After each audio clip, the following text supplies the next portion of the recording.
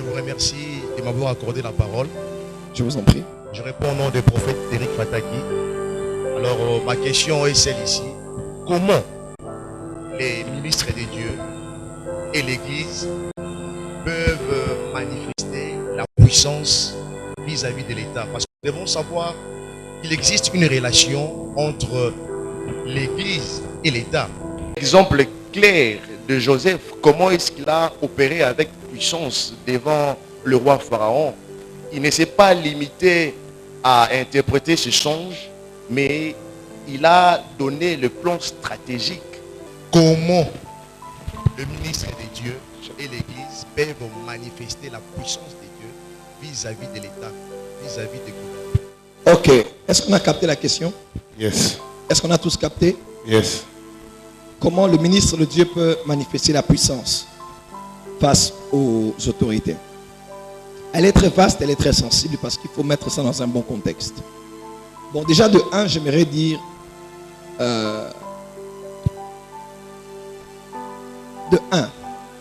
j'aimerais dire ceci. Dans une nation, il y a quelque chose que l'Église ne comprend pas ou qu'elle refuse de comprendre. Dans une nation, la première autorité d'une nation, c'est le chef de l'État. Ce n'est pas le prophète.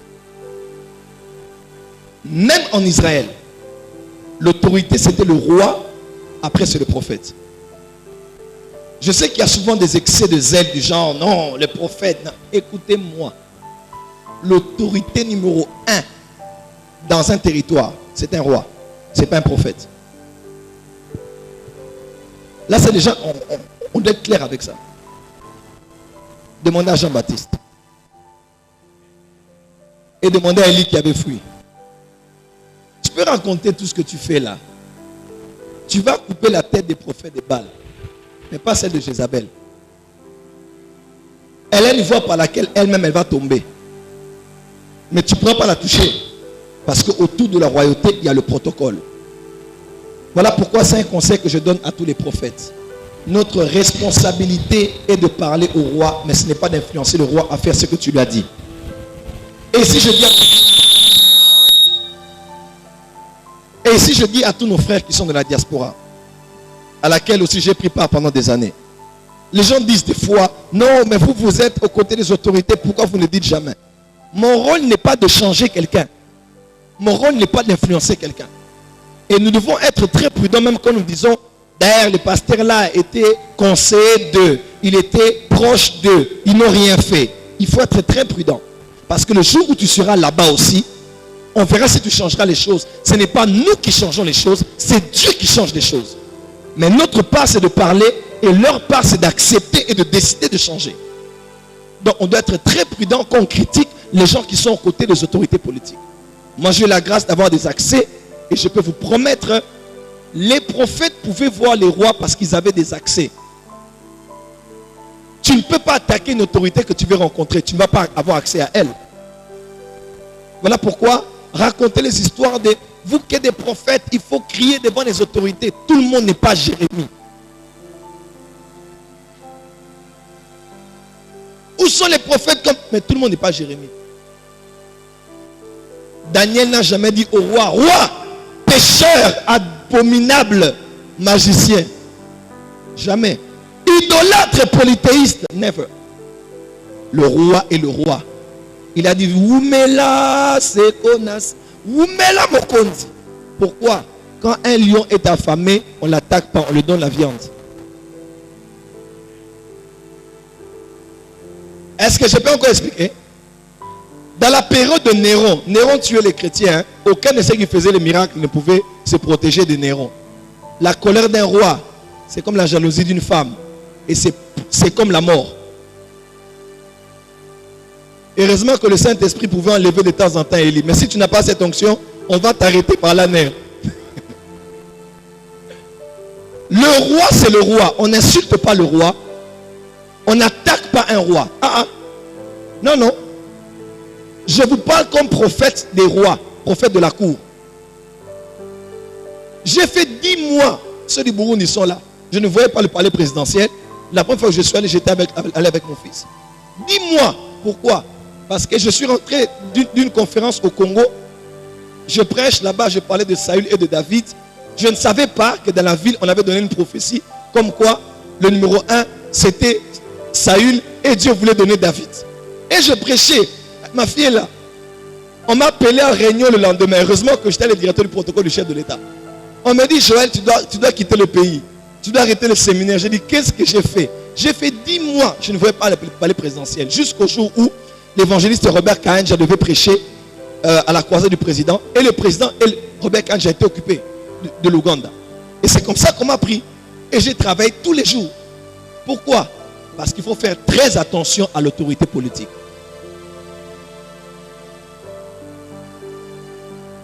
Demandez à quelques-uns de nos pères et regardez là où ils en sont. Il faut avoir beaucoup de sagesse qu'on est aux côtés des politiciens.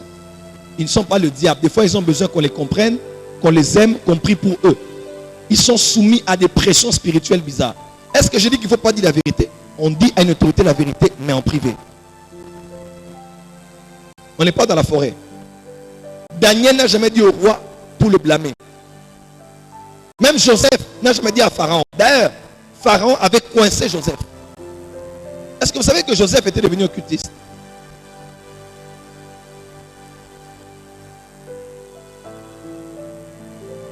Comment opérer dans la puissance? Pharaon était le maître de la double demeure. Pharaon était un homme initié, c'était un dieu incarné. L'Égypte ancienne, c'était comme la réplication des magies sumériennes et babyloniennes. Il a pris sa bague, et vous connaissez les bagues des occultistes. On te donne ça au doigt. Ils ont dit, ce gars-là, il a un esprit supérieur. Mais comme il faut qu'il règne, il ne peut pas régner avec son Dieu. Il doit régner avec les nôtres. On l'a d'abord donné la bague. On l'a changé le nom. On l'a changé les vêtements. Marco Zobramande Kassati. On a pris maintenant la femme, pas n'importe quelle femme. La femme d'un homme qui connaissait le sacerdoce occulte.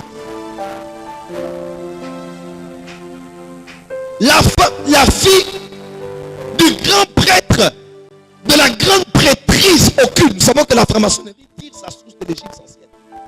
On lui a donné et il a épousé là. Il s'est marié avec quoi? Avec la liturgie juive? Non. Ils se sont mariés avec des pactes et des cérémonies occultes et égyptiens. Il a couché avec cette femme. Vous connaissez les liens et tout ce que vous connaissez. Et Joseph était là. Et un jour, quand Joseph parle, il dit qu'il devinait avec la coupe. Vous avez déjà vu ça? C'est une expression occulte. On peut l'appliquer dans le sens spirituel. Oh, il a grandi dans son don. Mais après dit, c'était une expression du paganisme. Donc, à comment on pique là? C'est possible que tu es un vrai prophète, ton esprit est tellement ouvert, tu commences à opérer avec doubles esprits. On va en parler tout à l'heure et demain. On est là pour ça, non? Alors quand Joseph a botiba na wana na contexte aboye, et Joseph a dit non. Ici, même si moi j'ai raté, dans mes os, on ne doit pas les laisser ici. Parce que vous connaissez de la magie, on utilise les os des gens. Parce qu'on croit que l'esprit est toujours attaché aux os. Un homme que Dieu a utilisé, Dieu reste un peu dans son organisme. Voilà pourquoi les os d'Élisée ont ressuscité quelqu'un qui était mort. Pourquoi Lucifer et Michael se précipitaient le corps de Moïse? Parce qu'un corps qui a beaucoup reçu des vagues de la gloire de Dieu peut avoir quelque chose de sacré. Ses cheveux, ses dents, ses bouts, ses habits. Alors dis amen bien. Alors quand Jacob avait ses enfants nés dans un contexte occulte, portant des noms égyptiens, il a dit non, mes enfants doivent sortir de cette lignée dans laquelle on m'a mis. Moi je suis déjà bloqué dans le mariage et dans les responsabilités. Je ne peux pas quitter ici. Il a dit, emmenez-moi mon père. Il a dit ici, emmenez-moi mon père. Qui? Entre Abraham, Isaac et Jacob, le plus spirituel c'est Jacob. Jacob a vu Manahaïm. Il a vu le camp de Dieu. Jacob a lutté avec l'ange. Jacob a vu l'échelle. Jacob était un homme d'esprit. Il a dit, Yakana papa, Yakana papa.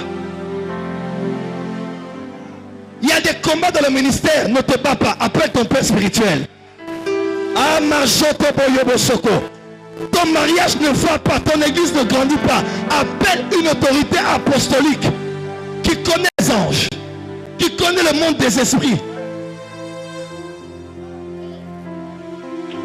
Jacob a vécu Laban. Et Laban était occultiste. La preuve, il allait suivre Jacob. Il allait prendre ses dieux qui étaient sous ce que Rachel s'était assise.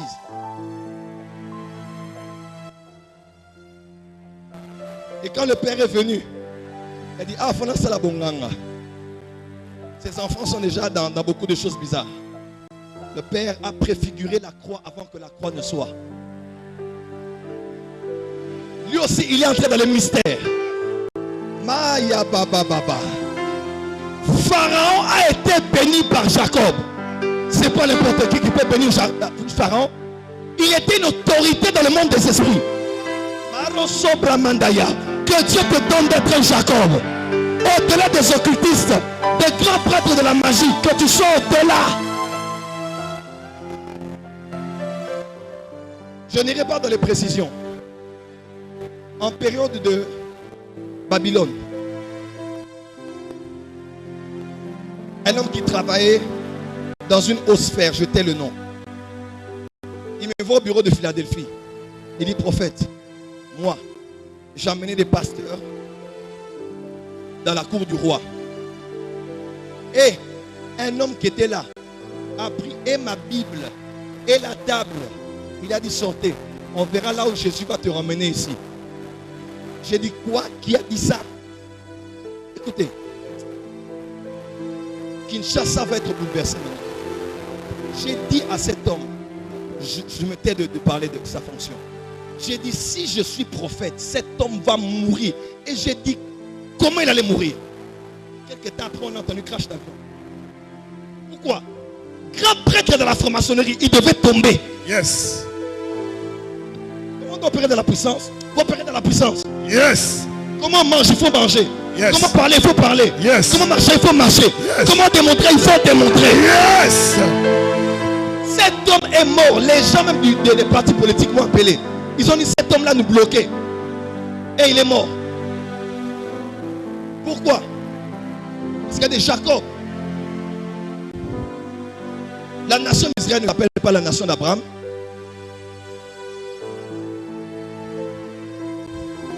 Elle s'appelle la nation d'Israël. Et Jacob a pris la droite. Il a pris la gauche. Fais avec moi comme ça. Soulève. Nous sommes en période de Pâques, n'est-ce pas? Il avait préfiguré la croix. Il a libéré le mystère de la croix. Et il a commencé à déclarer. Et les enfants aujourd'hui ont été attachés aux 12 tribus d'Israël.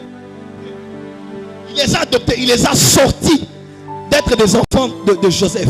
Il les a pris pour lui. Il les a enlevés de la lignée occulte à laquelle ils avaient fait hériter. Écoutez, pourquoi Satan a combattu les pasteurs qui opèrent dans le surnaturel? C'est à cause de ça. Ils ne veulent pas que vous puissiez connaître ces choses pour vous garder dans la liturgie, dans le caractère. Ce pays n'est pas un pays de Français. Il y a des choses dans l'atmosphère pour percer au Congo. Il faut être élevé en esprit. Le temps est arrivé. Yes. Tu ne vas pas opérer avec les anges, mais avec les archanges. Yes. Non, tu n'as pas dit amen. Le temps est arrivé.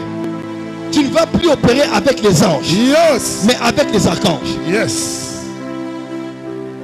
Écoutez-moi très bien, cher collègue ministre de Dieu. Levez les mains. Relevez-le.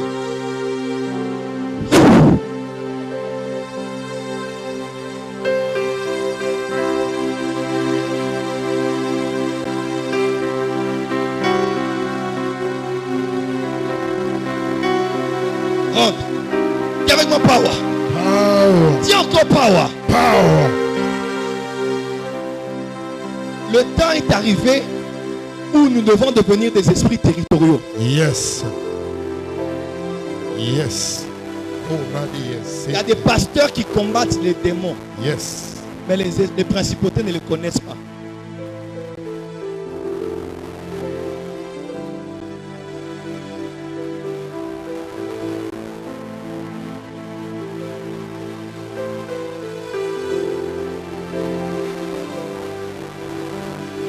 cette onction vient sur nous.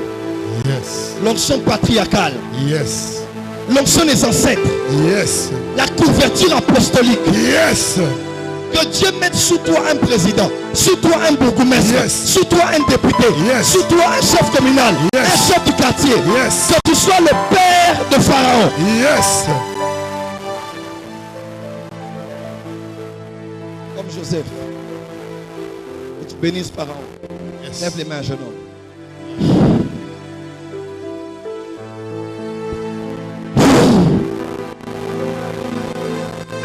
Jesus. Sa vie ne sera plus jamais comme avant.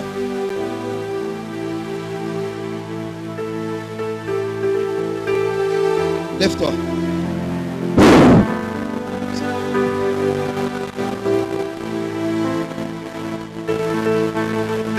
La gloire de Dieu descend ici. Excusez-moi, ce n'est pas Joël Francis, c'est le Saint-Esprit. Il n'est pas ici, il est partout ici. Nous sommes venus à un moment de restauration et de rafraîchissement. Mais Dieu insiste que je partage quelque chose. Il insiste que je partage quelque chose. Bougez-moi les chaises, faites descendre. Est-ce qu'on peut lever les mains et bénir le Saint-Esprit? Bénissez le Saint-Esprit.